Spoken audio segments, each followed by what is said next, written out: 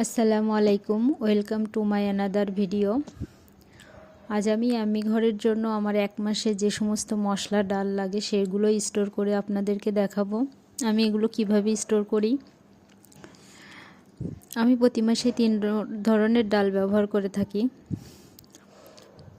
এখানে মসুরির ডাল, মুগের ডাল আর অ্যাঙ্কর ডাল আছে। এগুলো 1 কেজি পরিমাণেই আমি প্রতিটি বয়ামে ভরে রাখবো। তারপর চিয়া সিড আছে এখানে, যেটা আমার মেয়ের বাবার জন্য প্রতিদিন সকালে লাগে।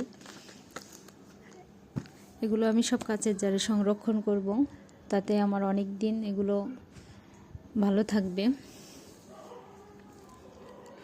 এখানে আমার মেয়ে আছে সাথে, ও আমাকে অনেক হেল্প করছে।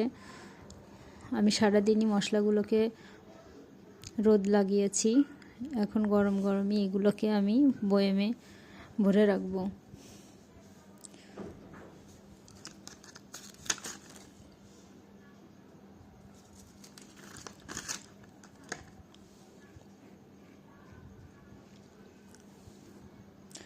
আসলে ছোটরা বাসায় অনেক কাজ করে, সেটা আমাদের হয়তোবা চোখে পড়ে না,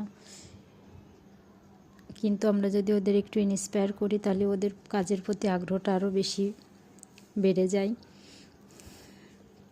আমার মেয়েও আমার সাথে টুকটাক অনেক কাজে হেল্প করে থাকে। ফিল্টার থেকে একটু পানি ভরা, কিংবা গেটে যদি কেউ আসে ওকে যদি বলি যাও গেটটা খুলে দিয়ে আসো, তাহলে এই ধরনের ছোটো ছোটো টুকটাক অনেক কাজই ও আমাকে হেল্প করে। তো এখানে 2 রকমের গোলমরিচ আছে, পোস্তাদানা আছে, লবঙ্গ আছে, এলাচ, দারচিনি, এগুলো আমি আলাদা আলাদা সংরক্ষণ করব। এগুলো সবই আমি ঘরে নতুন নতুন রেসিপি তৈরিতে আমার কাজে লাগবে, আপনাদের সাথে প্রতিটি শেয়ার করব।